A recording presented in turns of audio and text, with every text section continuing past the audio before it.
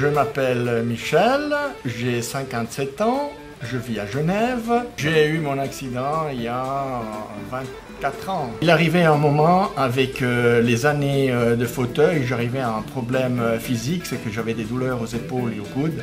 Et donc il fallait que je trouve une alternative au fait de pousser mon fauteuil tout simplement. Parce que je voulais à un moment donné continuer à avoir une vie sociale et professionnelle et je me rendais compte que si je commençais à moins pousser mon fauteuil, ça allait me couper de mes activités de loisirs, de travail. J'ai entendu qu'il y avait un Italien qui faisait des modifications avec des gyroscopes. Je me suis intéressé à ce qu'il faisait. Je m'en suis un peu inspiré, que j'ai acheté mon gyroscope personnel et j'ai mis tout simplement un fauteuil dessus. Ça m'a permis d'avoir un gros changement dans mes mouvements. Et au bout d'une année, j'ai rencontré quelqu'un en ville, par hasard, qui s'est intéressé à mon prototype. Et il m'a dit qu'il connaissait quelqu'un qui travaillait dans une école et puis que le projet pouvait intéresser.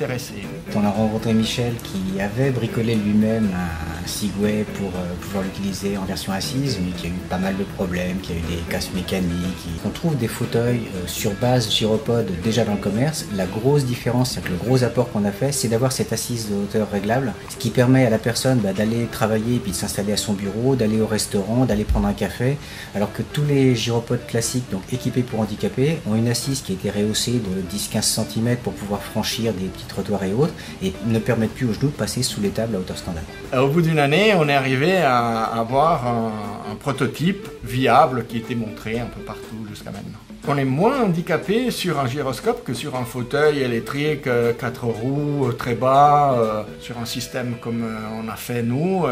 C'est plus fun, c'est vrai. À l'origine, je voulais pas en faire commerce. Moi, ce que je voulais, c'était résoudre mon problème, c'est tout. J'ai rencontré Eric, j'ai rencontré Jean-Luc, Marc. C'est tous des gens qui sont greffés à ce projet parce qu'on avait besoin d'aide financière, de structure, d'idées.